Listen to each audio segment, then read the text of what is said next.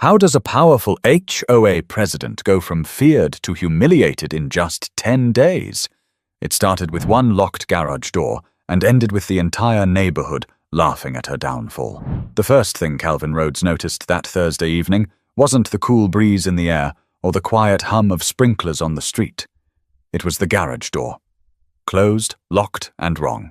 He lived alone in a 2-story brick house on the south side of Charlotte, and the one thing he knew with certainty was that he hadn't left his garage shut that morning. His routine never changed. Coffee, keys, remote click, garage up, car out, garage down.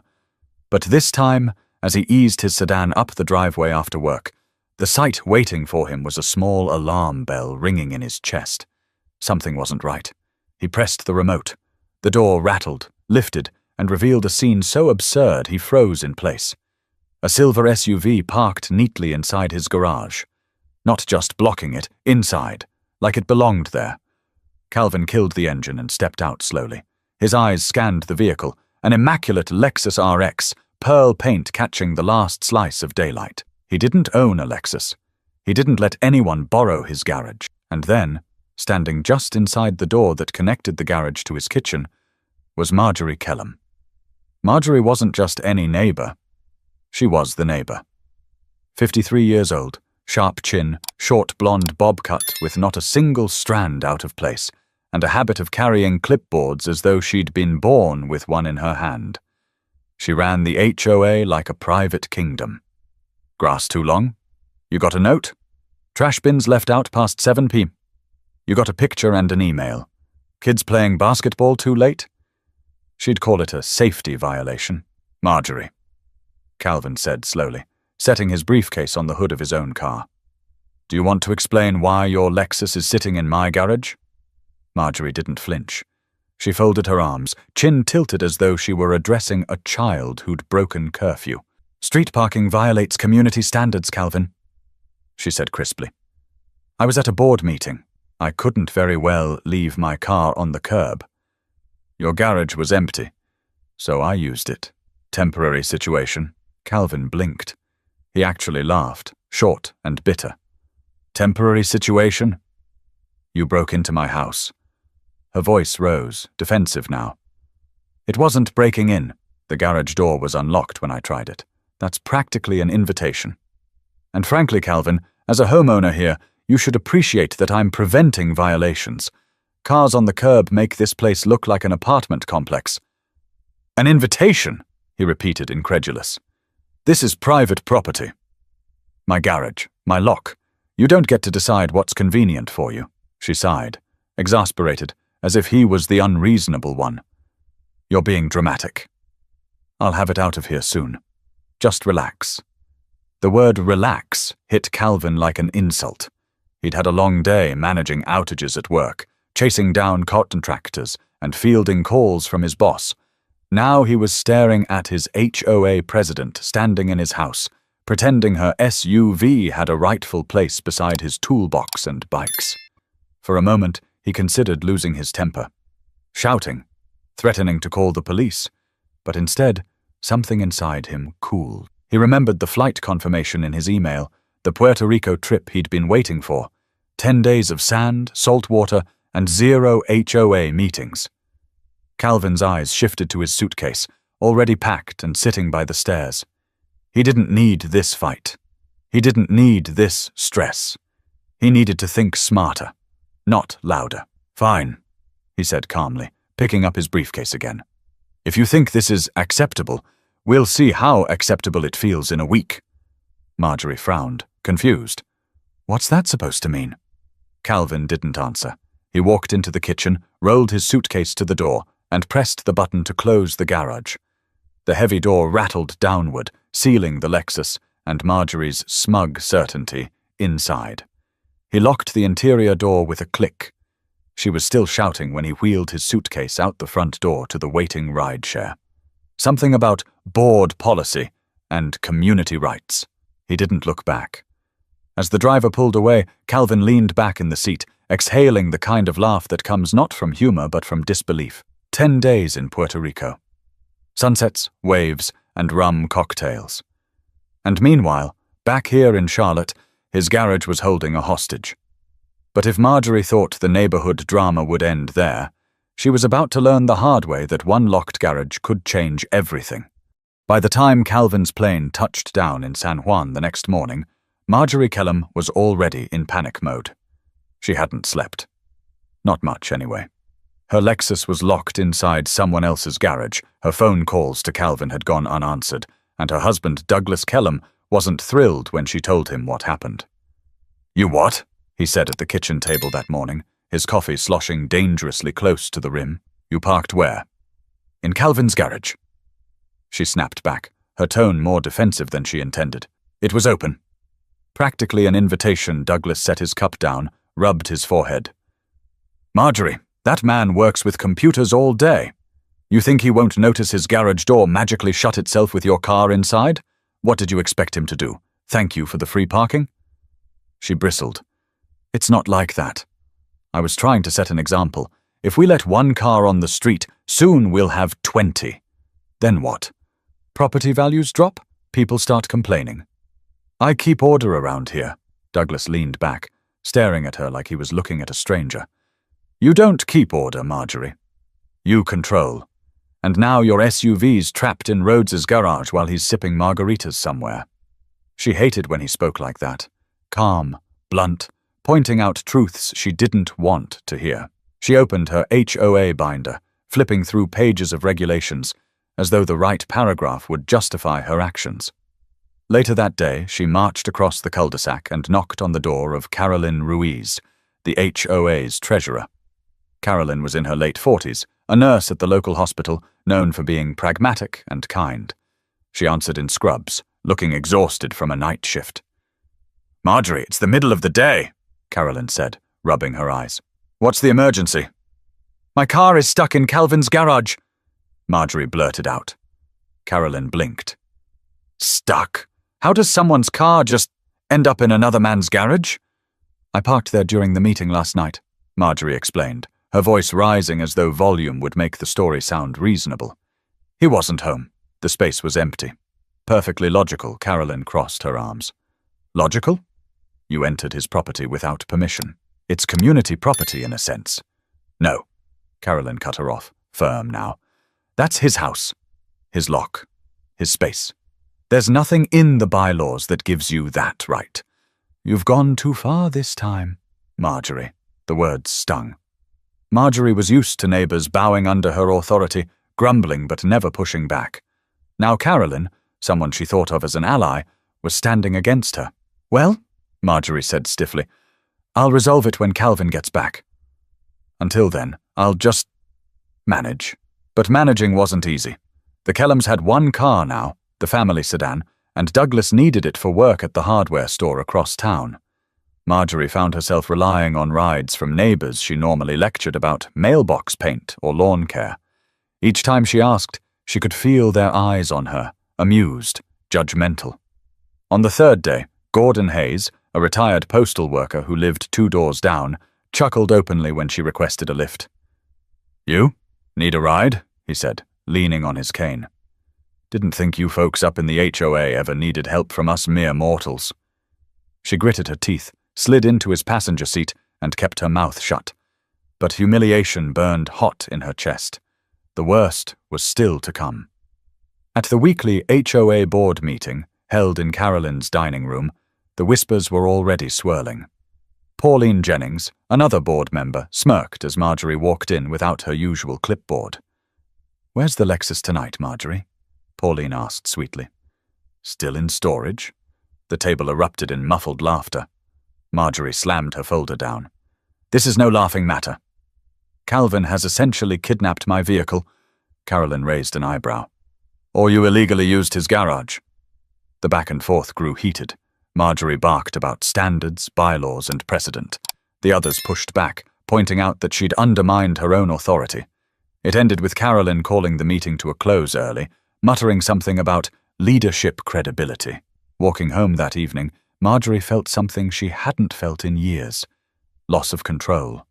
The power she held over her neighbors, the fear her name once carried, was slipping away. All because of one locked garage.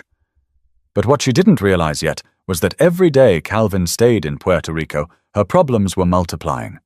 And soon, the entire neighborhood would be watching her downfall play out in real time. Calvin leaned back in his hotel chair, the sound of waves crashing faintly in the background. Puerto Rico had been on his mind for months. Sunlight, music, and the freedom to unplug from deadlines. But as he sipped a mojito by the pool, he couldn't help but picture Marjorie's silver Lexus sitting silently in his garage like an uninvited guest. He imagined her reaction once she realized he wasn't coming back in a day or two. That image alone made the drink taste sweeter. Back in Charlotte, Marjorie was pacing her living room like a caged animal. She had called Calvin's phone at least a dozen times, each one sent to voicemail. Texts went unanswered. Even an email she sent with the subject line, "Urgent HOA matter," had bounced back with his automated response. Out of office until the 14th. Limited access to email. The 14th. 10 whole days. "Douglas, this is outrageous," she fumed. "He's holding my property hostage. I could call the police." Her husband lowered his newspaper slowly. "And tell them what? That you trespassed and parked in his garage without asking. They'll laugh us out of the precinct, Marjorie. Maybe even charge you." She ignored him. The thought of her Lexus, her pride and joy, with custom leather seats and a spotless maintenance record, being trapped like a prisoner was unbearable. Worse yet, she had been seen. People knew. Every passing glance from a neighbor felt like mockery. On the 4th day, she flagged down Harold Benton, the handyman of the neighborhood, as he drove by in his rusted pickup. "Harold, you still have that drill set, don't you?" she asked, lowering her voice. He eyed her cautiously. "Yeah. Why?" "I was thinking, maybe you could help me, get into Calvin's garage. Quietly." "No fuss," Harold laughed, shaking his head. "Lady, you're out of your mind. That's breaking and entering. You want me locked up too?" Her cheeks flushed. "It's my car." "It's his garage," Harold shot back before driving away. That night, Marjorie sat at her desk, HOA files spread out in front of her. Rules, regulations, bylaws. She knew them all by heart, but none of them gave her what she wanted: power over Calvin's property. Meanwhile, Calvin was settling into his vacation routine. Early mornings on the beach at Isla Verde. Long afternoons exploring Old San Juan, walking cobblestone streets lined with pastel houses and music spilling from open windows. Evenings spent with a small group of travelers he'd met at the hotel bar. One night, a woman named Lydia Freeman, a teacher from Ohio, asked him why he seemed so amused whenever he checked his phone. "It's a neighbor thing," Calvin said, chuckling. "The kind of story you couldn't make up. Let's just say someone tried to cross a boundary, and I decided to let natural consequences do the teaching." She raised an eyebrow. "Sounds like you're running a social experiment." "Something like that," he replied, clinking his glass against hers. Back home, Marjorie's frustration grew into obsession. She tried calling the HOA's attorney for advice, but he told her bluntly, "This is outside our jurisdiction. You're on your own." She even went as far as visiting the local police department, where the desk officer gave her a look halfway between disbelief and pity. "Madam," the officer said, "you entered his property without consent. That's trespassing. The only reason he hasn't pressed charges is probably because he doesn't want to deal with it. If I were you, I'd wait until he comes back and pray he's feeling generous." She left the station red-faced, muttering about incompetence. By the 6th day, Douglas had stopped offering her rides. He was tired of being dragged into her mess. "You made this bed," he told her flatly, "so you can lie in it." He handed her the keys to the sedan, but only for errands within a 5-mile radius. He needed the car for work. Marjorie found herself humbled in ways she'd never experienced. Walking to the pharmacy, taking the bus to the grocery store, catching stares from people who used to dread her HOA letters but now whispered behind her back. Each day the weight of humiliation pressed heavier. Each night she stared out her window at Calvin's house, the locked garage mocking her. But while she stewed in embarrassment, the rest of the neighborhood was slowly turning her blunder into entertainment, and soon her private shame would become a public spectacle. By the 7th day, Marjorie Kellum's life had shrunk to a circle no wider than the cul-de-sac. The Lexus sat silent behind Calvin's garage door, an expensive monument to her mistake, while she trudged through errands with the sedan like an ordinary neighbor. She hated how visible it all was. People noticed. They always noticed. That morning, she stepped out with a tote bag in hand, planning to catch the bus for groceries. Across the street, Martha Pennington, a widow in her 60s, was watering petunias. Martha raised a hand in greeting, but her smile carried a trace of amusement. "Morning, Marjorie. Walking today?" Marjorie tightened her grip on the tote. "Just stretching my legs, Martha." Martha's eyes flicked toward Calvin's driveway, then back to Marjorie. "Funny, haven't seen the Lexus lately." "Everything all right?" The words were light, casual, but Marjorie could hear the laughter under them. Her face burned. "It's in for maintenance," she snapped, then turned on her heel before Martha could answer. At the bus stop, she stood alone in her pressed blazer, clutching her bag while teenagers in hoodies scrolled on their phones and commuters sipped gas station coffee. For the first time in years, she felt invisible, powerless. A woman waiting on public transport when her luxury SUV sat locked in someone else's garage 100 yards away. Later that evening, her humiliation deepened. Douglas was already home when she returned, flipping channels on the recliner. "How was the bus ride?" he asked, not looking up. She slammed the milk onto the counter. "Don't start." "Not starting anything," he said.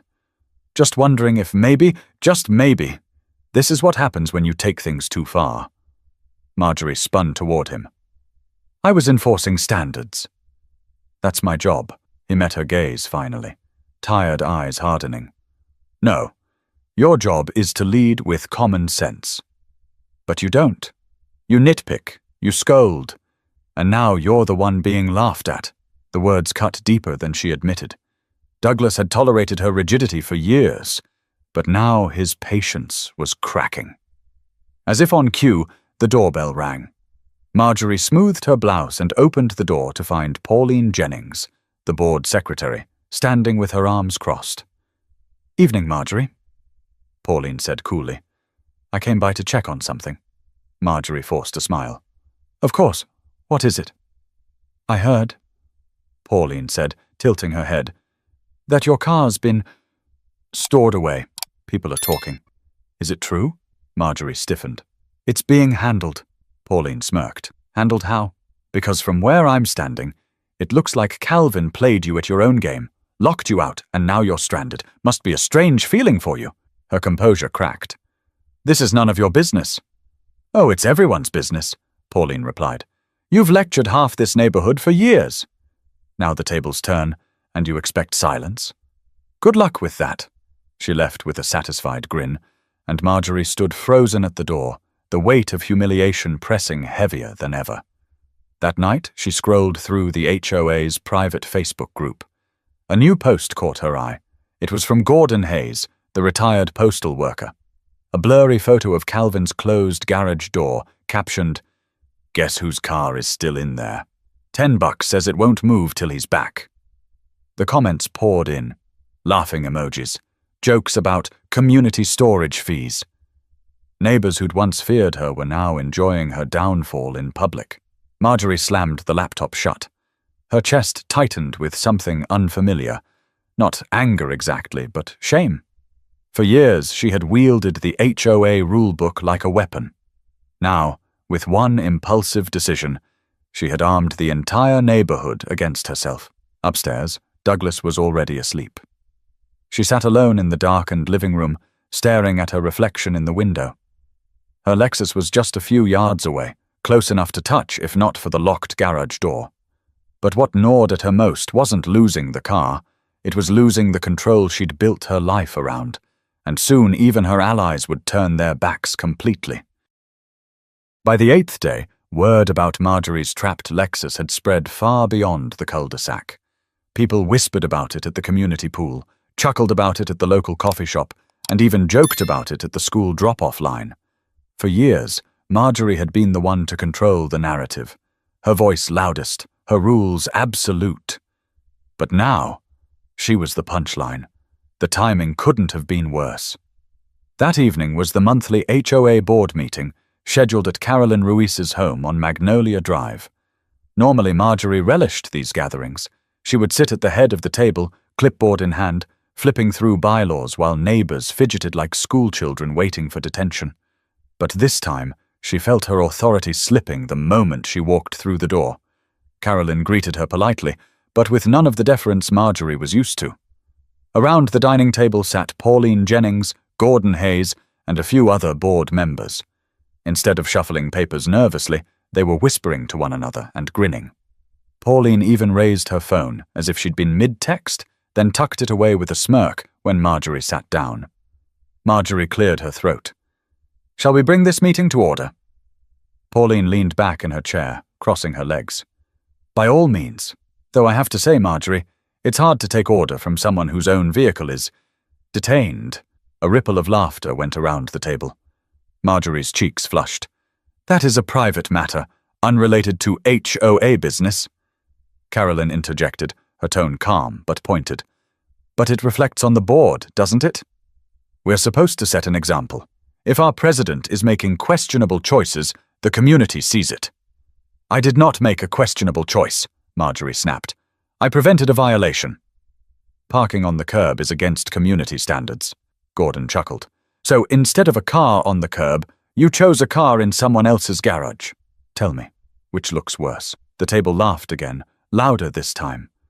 Marjorie gripped her folder so tightly her knuckles whitened. "This is insubordination," she hissed. "I've led this board faithfully for years. Without me, this neighborhood would fall into chaos." Carolyn leaned forward, folding her hands. "Marjorie, no one's denying you've worked hard. But there's a difference between leadership and control. And what you did with Calvin's garage, it crossed a line. The neighbors don't respect it. Frankly, some of us don't either." The words landed like blows. For the first time, Marjorie felt her authority slipping away in real time. She searched the faces around the table, hoping for support, but found only smirks and averted eyes. Douglas, who rarely attended meetings, but had accompanied her this time, finally spoke up. "Maybe it's time you listen," he said quietly. "You've pushed people too far. This isn't leadership, Marjorie. It's ego." She turned to him, shocked. "Betrayed. You're supposed to be on my side." "I am," he said, his voice heavy. "But being on your side doesn't mean letting you destroy yourself." For a moment, silence blanketed the room. Then Pauline broke it with a sly grin. "Well, at least Calvin will come home to one clean garage. We can't say the same for our reputation." The laughter that followed wasn't muffled this time. It was open, sharp, and cutting. Marjorie stood abruptly, her chair screeching against the hardwood floor. "This meeting is adjourned," she declared, storming toward the door. "Adjourned?" Carolyn said, shaking her head. "No, Marjorie. This meeting goes on, with or without you." Marjorie froze, back still to the room, before slamming the door shut behind her. Outside, the night air hit her like a slap. She hurried to the sedan where Douglas waited silently in the driver's seat. As they pulled away, she stared at her reflection in the passenger side window. For years, she had been the one to make others squirm. Tonight, the entire board had turned the tables. But humiliation has a way of breeding desperation, and Marjorie was already plotting how to reclaim control, even if it meant going further than she ever had before. By day 9, Marjorie couldn't walk down her own street without feeling eyes on her. Every crack of a screen door, every laugh from a porch seemed aimed at her.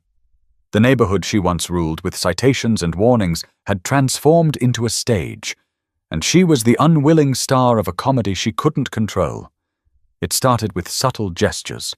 A paper plate taped to her mailbox with the words, "Reserved parking," scribbled in marker. A toy car left on her driveway, parked neatly as if mocking the Lexus trapped in Calvin's garage. At first, she tore them down in fury, but by the third prank, she stopped reacting. Reaction was fuel, and she refused to give anyone the satisfaction. But inside, her pride was fraying. On that morning, she decided to walk to the corner store for milk. As she rounded the bend, she passed Trina Miles, a young mother with 2 kids who were chalking up the sidewalk. The children giggled as they drew a big rectangle and labeled it garage, scribbling a tiny SUV inside. Trina gave a tight smile. Kids, don't be rude. They're mocking me, Marjorie spat. Trina shrugged. Maybe they're just drawing what they hear at home. You can't control people's stories anymore. The words landed heavy. She muttered something about respect and hurried past, her tote bag swinging angrily at her side. At the same time, across town, Calvin was sitting in a cafe in Old San Juan, laughing as Lydia Freeman teased him. She'd become his travel companion of sorts during the trip. You look like a man enjoying more than the beach, she said. You check that phone like you're waiting for updates on a soap opera. Maybe I am, Calvin grinned. Except this one set in Charlotte, starring my HOA president, who thought she could commandeer my garage. Lydia laughed so loudly the barista glanced over. You locked her in? Her car, yeah, not her. I'm not a monster. He sipped his espresso. I just figured, let the situation breathe. Sometimes people need to taste their own medicine. Meanwhile, back in the cul-de-sac, that medicine was bitter. Marjorie's authority crumbled further when Gordon Hayes organized a garage watch. Every evening, a group of neighbors sat in lawn chairs with beers in hand, staring at Calvin's driveway like it was a stage. When Marjorie passed by on her evening walk, Gordon called out, "Evening, Marjorie. Any chance we'll get a show tonight? Maybe a jailbreak?" The group roared with laughter. Her face burned crimson. "This is harassment," she hissed. "No," Gordon replied coolly. "This is community engagement. Isn't that what you always wanted?" She stormed back home, her heels clicking sharp against the pavement. Inside, Douglas was on the recliner again, shaking his head. "You've lost them," he said softly. "They'll come around," she insisted. "They always do," but her voice cracked, betraying doubt. By the 10th day, the story had spread beyond the neighborhood. A photo of her Lexus in Calvin's garage, taken through a gap in the door by some daring teenager, surfaced on a local community Facebook page. The caption read, "HOA president takes her own rules too far. Guess who's paying the price?" Within hours, the post had dozens of comments. Strangers weighed in. Some defended her, but most mocked. Words like arrogant and power trip dotted the thread. When Marjorie saw it, she slammed her laptop shut so hard the hinge cracked. "This is defamation," she told Douglas. He didn't look up from his paper. "No, Marjorie.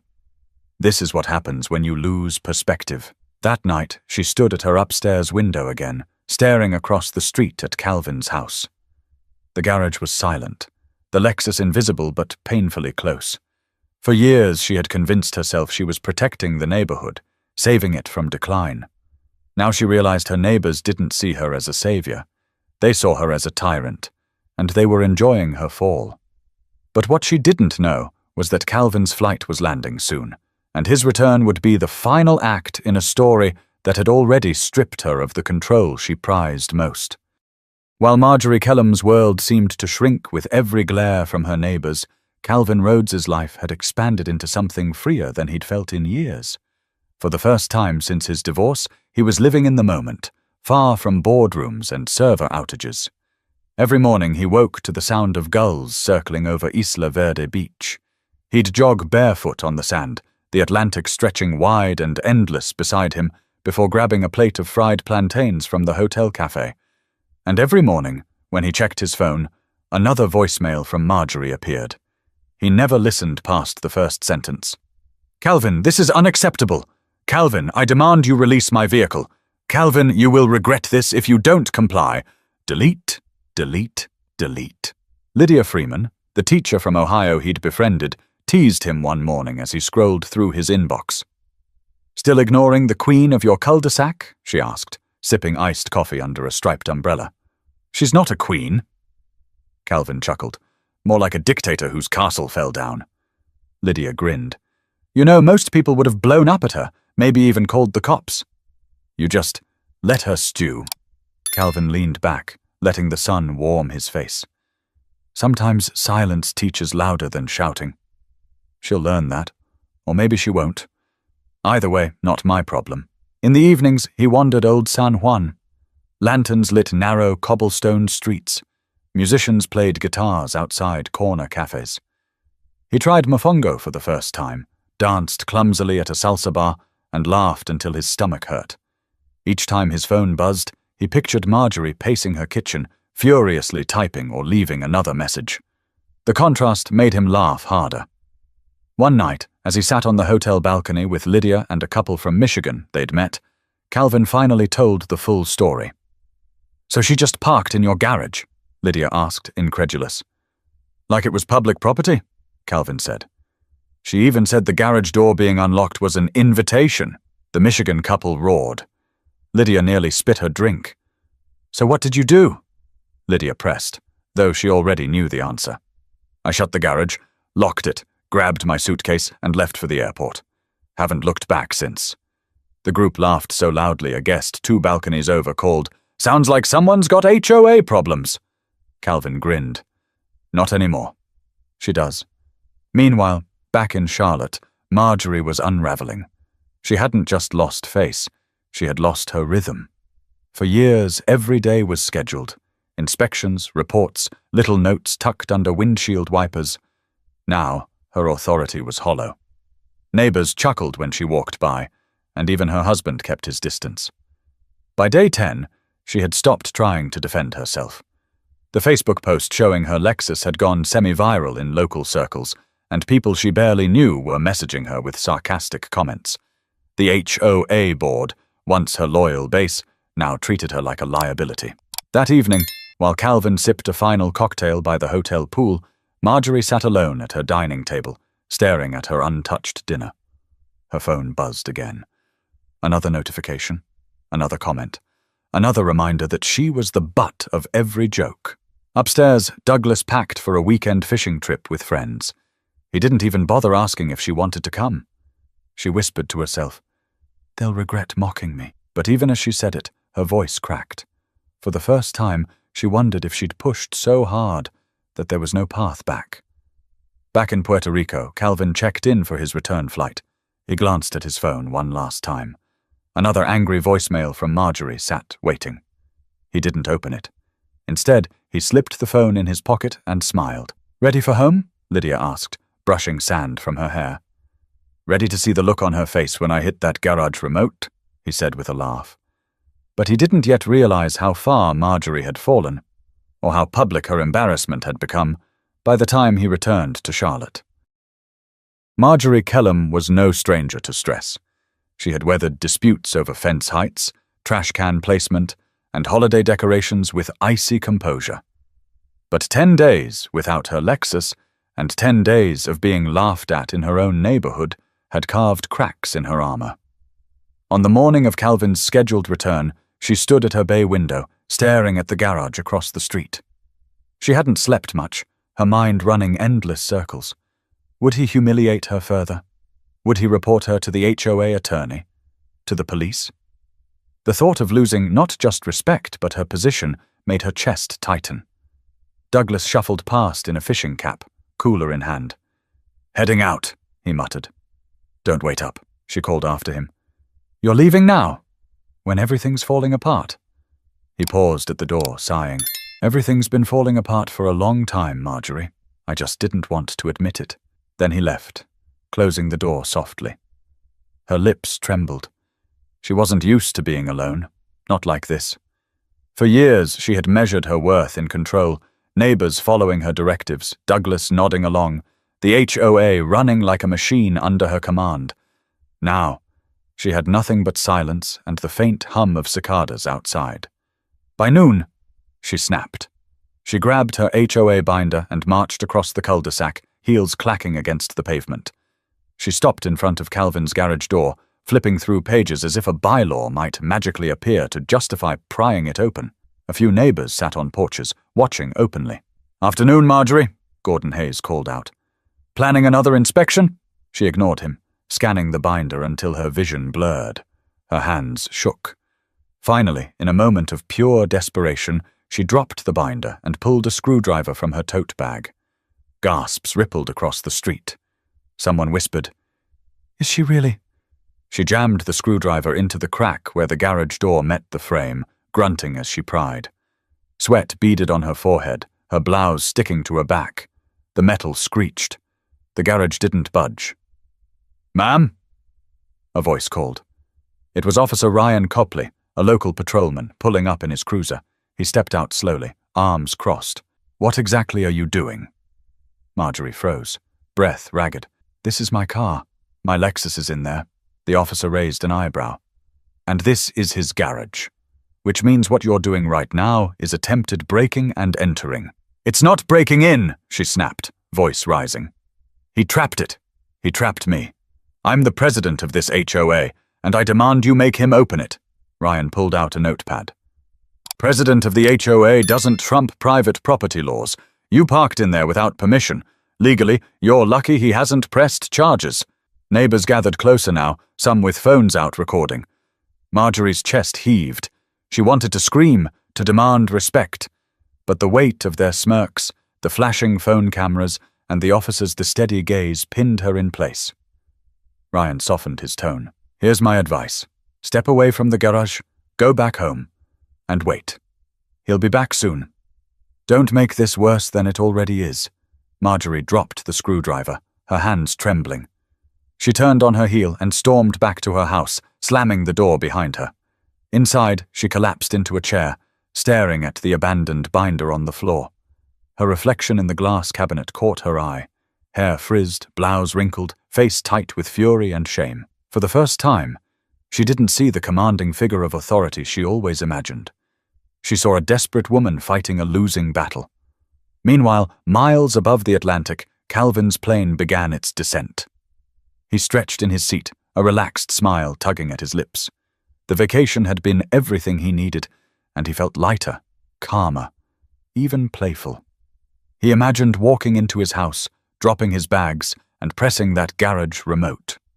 The mental picture of Marjorie's face kept him grinning all through landing. But he had no idea that while he was sipping piña coladas, Marjorie had nearly turned her embarrassment into a crime, and that the neighborhood was waiting eagerly to see what would happen when he finally came home. When Calvin's rideshare turned into the neighborhood just after sunset, he noticed right away that things looked different. Porch lights glowed brighter than usual. Families lingered outside even though the air was thick and muggy, and more than a few heads turned as his sedan rolled down the street. It was as though the whole block had been waiting for him. The driver pulled up to his driveway, and Calvin stepped out with his suitcase. He spotted Gordon Hayes, perched in a lawn chair with a beer in hand, grinning like a man who'd just won a bet.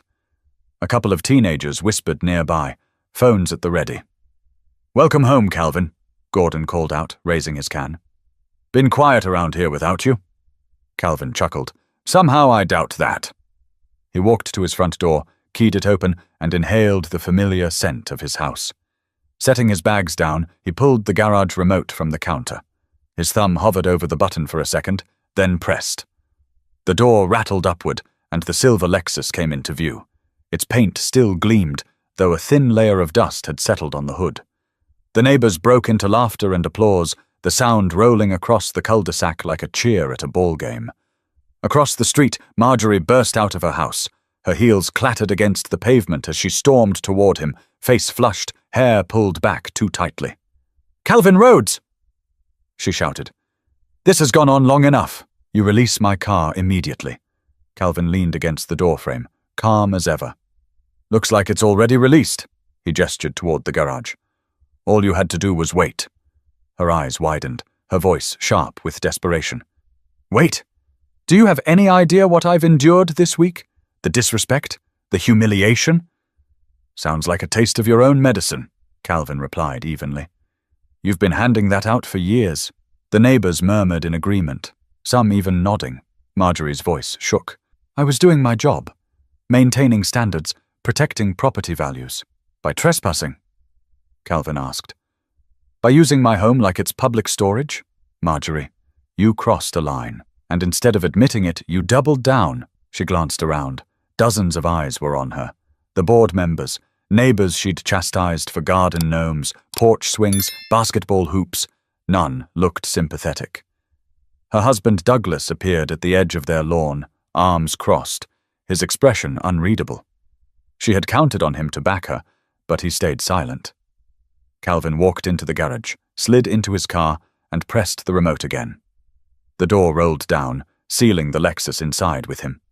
The crowd erupted into laughter again, and Marjorie's hands clenched into fists. A minute later, the door rose once more. Calvin stepped out, tossed the keys onto the Lexus's dashboard, and addressed her directly. "There," he said. "Your car's free. But you should know this, Marjorie. Respect isn't something you demand with a clipboard. It's something you earn. And you've just spent the last 10 days proving you don't have it." Silence blanketed the street. For once, Marjorie had no retort. Her lips parted, then closed again. She picked up the keys with shaking hands and slid into the Lexus, refusing to meet anyone's eyes. The engine started, but the drive home was barely 20 feet away. She pulled into her own driveway, headlights cutting through the tension like blades. Douglas followed her inside without a word.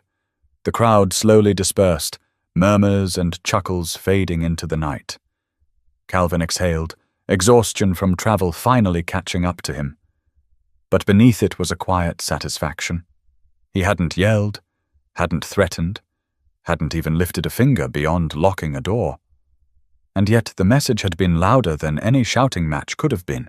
But the story wasn't quite over, for Marjorie's downfall had left the neighborhood with a choice: cling to old fears of her authority, or finally start living without them. The next morning, the cul-de-sac felt different. There were no clipped notes tucked under doormats, no watchful glares from across the street. For the first time in years, the neighborhood was quiet in a way that felt free. Kids rode their bikes in circles without worrying about noise complaints. A basketball thudded against a driveway hoop, and no one rushed to hide it. Even Martha Pennington's wind chimes, which Marjorie once claimed were distracting, jingled proudly in the late summer breeze. Calvin sat on his porch with a mug of coffee, watching it all unfold. He wasn't a man who enjoyed conflict, but he understood boundaries. And for too long, Marjorie had ignored them, mistaking authority for ownership.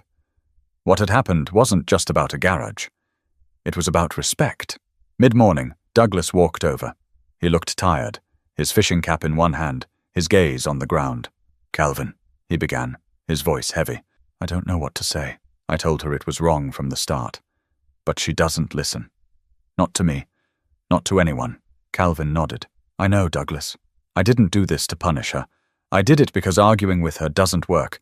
She had to see what happens when people stop giving her the control she craves." Douglas sighed. "She won't admit it, but you might have taught her more than all of us combined."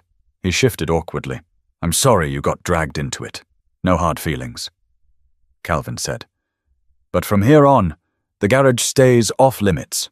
Douglas gave a short laugh, the first genuine one Calvin had heard from him in years, before heading back across the street. Later that evening, Marjorie appeared briefly. She drove the Lexus slowly around the block, as if testing whether the neighbors were still watching. They were. But this time, there were no smirks or comments, just silence. She parked in her driveway and walked inside, shoulders hunched, a woman shrunken by her own pride. Calvin didn't celebrate her humiliation. If anything, he pitied her. Power built on fear had a short lifespan, and Marjorie had just learned that the hard way. He hoped, in some corner of herself, she'd understand the lesson. Leadership isn't about control. It's about trust. Without it, even the loudest voice goes unheard. That night, Calvin sat at his desk, unpacked from the trip, and reflected. The whole ordeal had been absurd, almost comical, but it had left a mark.